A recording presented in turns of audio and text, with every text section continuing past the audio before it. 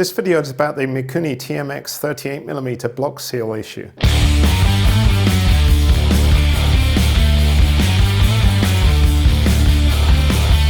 Someone called Greg contacted me earlier today and suggested I make a video about the Mikuni block seal issue. I've known about this issue for some time. I followed it on a thread on KTM Talk on the forum there.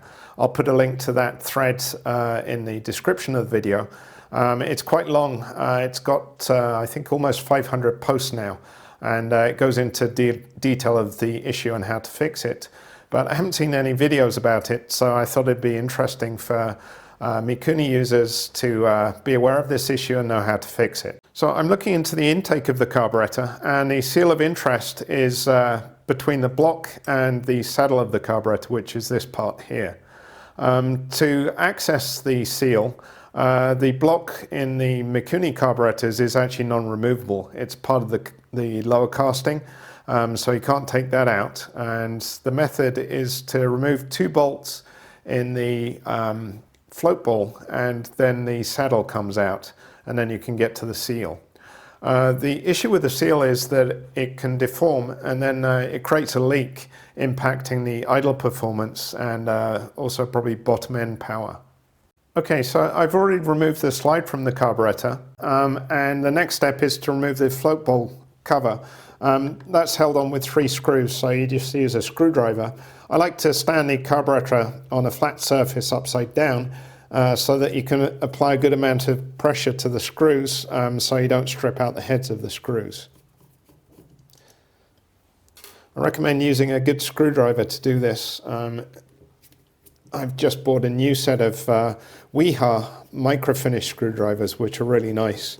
They have non-slip handles even when they get covered in oil, and the tips are really superb.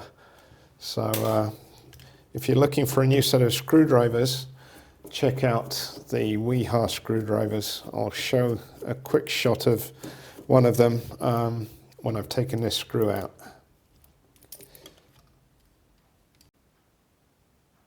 Okay, the next step is to remove the float. So you first remove this plastic piece, and then you can remove this screw.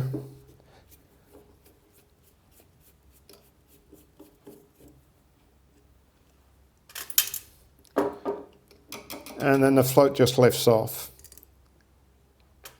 And with the float out, you can see the block of the carburetor, which is this piece. And as I mentioned before, in the Mikunis, it's actually cast into the carburetor, so it's non-removable. What you do need to do is remove the 2 bolts here and here. And they are Torx 10, so make sure you use the right bit. And they're held in with some Loctite, so they're a little bit stiff. So make sure you don't slip and strip the heads. So do it very carefully. And it's a good idea to support the saddle from inside so it doesn't drop out while you're doing this. Okay, so I've loosened both the bolts fully. It looks like they've had some red Loctite on them. So when you reassemble it, definitely use some Loctite. I'm not sure I'd use red Loctite, but you definitely want something so they don't come loose. Okay, so here is the saddle and a block seal, and just like all the other photos I've seen of this seal, the one in my carb is also distorted and causing a leak. The 2 small holes here, they're joined by a channel and they form part of the idle circuit. And if the block seal is not sealing correctly in this area, the idle will not work correctly.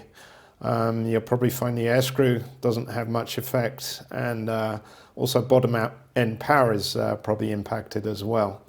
So if you have a Mikuni, definitely inspect it like I have, and if you find a seal like this, it definitely needs replacing. JD Jetting sell a reasonably priced seal kit, which includes an updated design block seal, which looks much less likely to leak than the original. The kit also includes a Torx 10 bit to undo the saddle bolts and 2 O-rings for the float valve.